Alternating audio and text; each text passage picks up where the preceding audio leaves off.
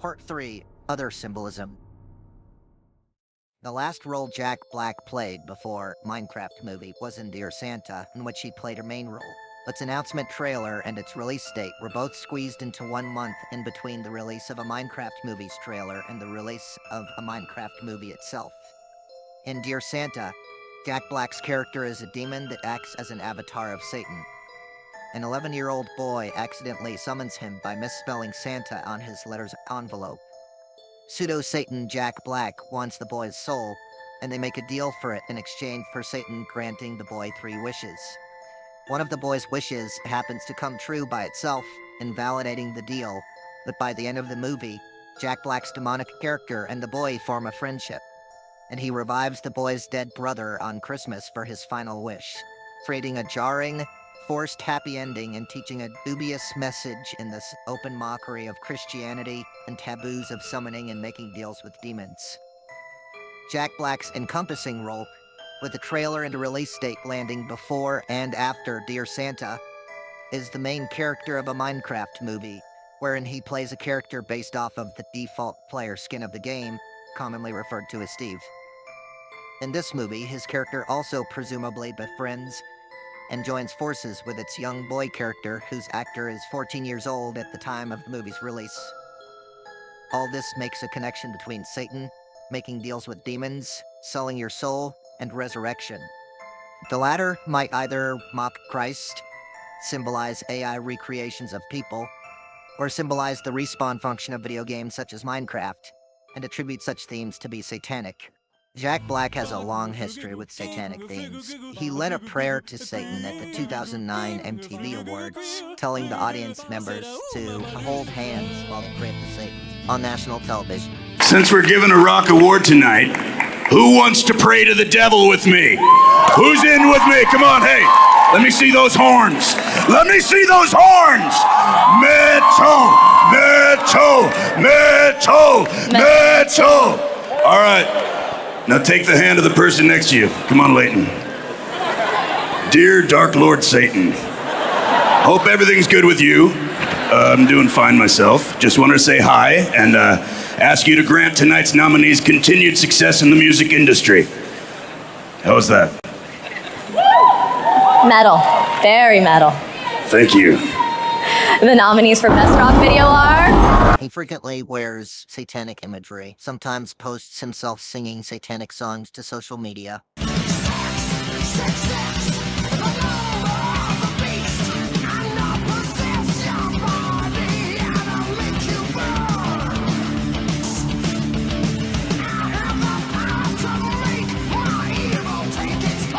And has joked about his band selling their souls to Satan on a talk show. You know, had we sold our soul to the devil, how else can you explain us being here on the yeah. What part did Satan play in getting you guys together to form this? Satan played no part, but once we got together, Satan became a major component of our success. We had to sign something, didn't we? What's she like? She's totally into Satan. You love Satan. I know! I have recently decided I don't have any tattoos, but if I do get one, I shall get Satan on my ass. As well as the plot of his band's movie revolving around Satan. The original Java programming language version of Minecraft had a higher version number than Microsoft's C++ programming language version of the game, Bedrock Edition, since Bedrock started being developed afterwards. For the Nether update, which introduced the first chunk of dark occult symbolism, Bedrock Edition's version number finally synced up with Java Edition's to 1.16. The update that was originally slated to introduce the symbolism of Moloch was the Caves and Clicks update of 1.17, but the addition of the symbolism was delayed until the Wild update of 1.19. The official reasoning for doing so was to reduce the workload of the developers for the sake of their health. This doesn't entirely hold up to scrutiny, however, as even if slowing the pace did end up being good for their health, all the contents could still belong to the same overarching version number, such as by breaking up the contents of the update into smaller chunks, as was done, but using additional numbers following the main version number to denote the release of new content, as is done now with game drops rather than updates. This also could have been done by simply delaying the update as a whole and releasing further development versions for players to test or experience the additions and changes as they were completed. With these capabilities, breaking up what was initially meant to only be one update into not just 2, but 3 updates seems oddly specific. Resultingly, 1.16 and 1.19 contained the most of the existing occult symbolism in the game now. By removing their punctuation, rotating a 1.16 180 degrees to spin it upside down, and reversing the order of 1.19's numbers, both versions create 911. 911 is an occult number sequence. This is possibly due to its Roman numerals being easy to reform into a hexagram, which represents Saturn, and surrounded by a circle, has long been used for magic talismans and demonic sigils. In English gematria, the values of the characters spelling 911, which are the same characters as a 119, also add up to equal 666. Since 1.19, Java and Bedrock's version numbers have unsynced again.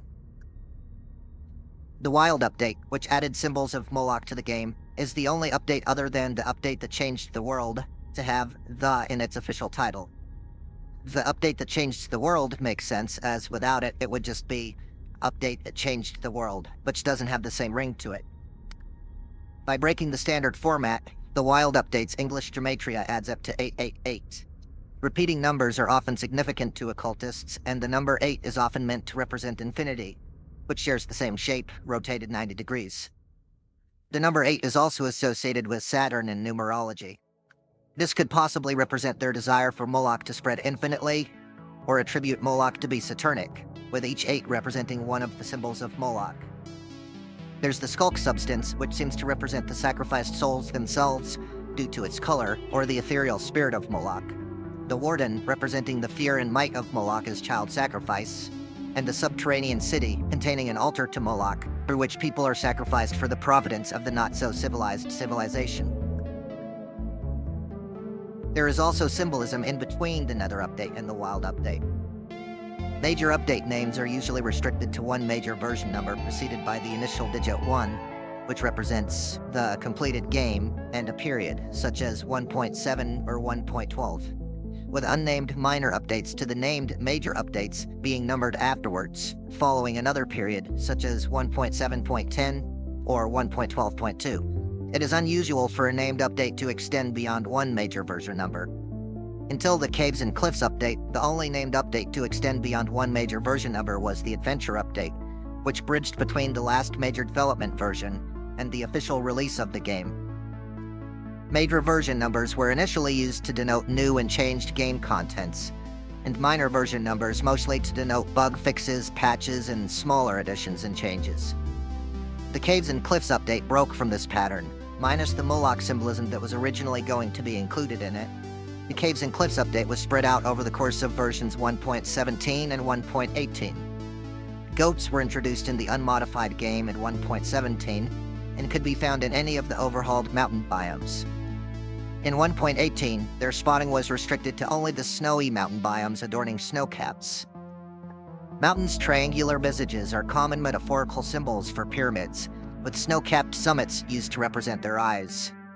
Over the course of the update, symbolically, goats were elevated into the eye of the pyramid on the number that is the sum of 3 sixes, 18. Goats were the first mob to have their head angled sharply downwards, rather than mostly parallel to the ground, and are the only mob to have their ears stick straight out to the sides. Their tall horns, horizontal ears, and downward-pointed muzzle are aligned with the same 5 directions as the goats' heads in the satanic sigil of Baphomet. Since 1.19, their horns can also be dropped as items and blown by the player.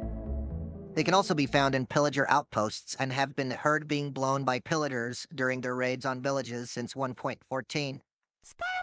Because it's been thought that Notch snuck in some stereotypes regarding villagers, perhaps Mojang under Microsoft's ownership decided to appropriate them by toughening them up with a warring counterpart, the pillagers and other illagers. If this is the case, then the goat horn represents the shofar. Shofars are Jewish religious blowing horns, usually constructed out of the horns of rams or goats. Shofars have been used to signal the start of wars, battles, and sieges, as well as ceremonially. There are 4 sounds that goat horns can make when played by a player in the game. 4 sounds horns from rare screaming goats can also make, and 4 horn sounds that signal the start of a raid on a village by pillagers. The Talmud and the Baal Shem Tov list 4 different sounds that the shofar can make. Despite possibly elaborating on a former inside joke in this way, Endermen have remained pretty much unchanged thus far. Azalea trees were also introduced in 1.17, accessible via customized worlds, and started generating in default worlds in 1.18. They have trunks made of oak logs, and it's peculiar that Mojang would pass up an opportunity to create a new wood type by giving them azalea wood instead. Unlike most other trees and all other trees at the time, they have roots, which lead to an underground biome called lush caves, introduced alongside them. The biome has many rare and exclusive blocks and mobs, such as unique flowers, vines, bushes, berries, moss, spores, bats, squid, fish, and axolotls. The Moloch symbolism was originally slated to be released as part of the Caves and Cliffs update, and the Bible verse, Isaiah chapter 57 verse 5, Berean Standard Bible version, mentions both child sacrifice or Moloch, and burning with lust among the oaks, and under every luxuriant tree. Although the lust is more of definition 2b on Merriam-Webster, enthusiasm or eagerness, rather than the saucy fertility rituals the verse refers to, lush caves are extremely fertile. Azaleas are quite luxuriant, being the first tree with flowers in the game, and azalea trees do have oak trunks. The new international version of the Bible verse, the most popular version, describes child sacrifice as occurring, quote, under the overhanging crags, end quote. Deep dark biomes, which are the only biomes to contain wardens, ancient cities, and sculk, most often generate under craggy mountain biomes. The 3 songs that Lena Rain produced to play in the background of the Nether for the Nether update also all contain occult themes in their titles. Before netherite, the only black blocks in the game were common things based on real-world materials, namely coal and the blocks that were dyed black. Since netherite's coup overthrowing diamond, however, dark monochrome blocks have been increasingly added, usually in a fantasy vein. Blackstone, also introduced in the Nether update, is the only stone in the Nether, and deep slate makes up about half of the stone in the overworld since the Caves and Cliffs update. Although the desaturated pale garden isn't necessarily darker than other biomes during the day, it is relatively grayscale, and the only source of color in it at night are the creaking monster, its spawning mechanism called the creaking heart, and poisonous flowers called eye blossoms. The last of the 3 attributes reverence to the symbol of the eye, which is also a symbol of Saturn, as its south pole has an ice-shaped storm. The Eye of Horus is one of the earliest eye symbols, and Horus was also associated with Saturn. Those monsters called creakings, eye blossoms, creaking hearts, and the biome they can be found in, Pale Garden, were introduced in a game drop or small update titled The Garden Awakens. Although blatant symbolism isn't as readily apparent in the designs of creakings and pale gardens, the value of The Garden Awakens in English Gematria 936 is shared by the phrases 666, 33, and as above, so below. Similar to the Wild update, it is the only game drop to officially include the word the in the title. The sum of 9, 3, and 6 is also equal to the sum of 3 6s, as the number sequence can be created out of the latter by merely subtracting 3 from the second 6 and adding it to the first. The Pale Garden's monochromacy is reminiscent of the Wizard of Oz, only backwards, as it's in contrast to the previously colorful world of Minecraft, sapping it of color rather than becoming bright and fantastical from a bleak black and white world. The Wizard of Oz has various aspects of symbolism, ranging from economic to metaphysical, but what is possibly the most topical reference of it is something so disturbing that here's a timestamp if you want to skip the next sentence, which mentions abuse. The Wizard of Oz and the 1951 movie, Alice in Wonderland, were used to induce a state with a suspended sense of reality for some victims of the MKUltra experiments and victims of satanic ritual abuse, in which men, women, and children are tortured and drugged up to cause them to dissociate from the horrible abuse they experience, creating a more easily programmable alter ego using the trauma.